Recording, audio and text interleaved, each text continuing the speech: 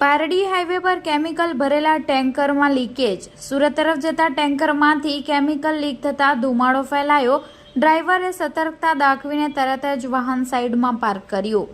વલસાડ જિલ્લાના પારડી તાલુકાના ખડકી નજીક નેશનલ હાઈવે નંબર 48 પર એક મોટી દુર્ઘટના ટળી છે।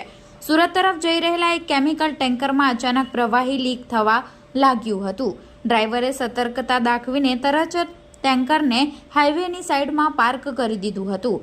કેમિકલ લીકેજના કારણે આસપાસના વિસ્તારમાં ધુમાડો ફેલાઈ ગયો હતો। આ ઘટનાથી હાઈવે પરથી પસાર થઈ રહેલા વાહન ચાલકો અને સ્થાનિક લોકોમાં ભયનો માહોલ સર્જાયો હતો। ટેન્કર ચાલકે લીકેજ રોકવાનો પ્રયાસ કર્યો હતો।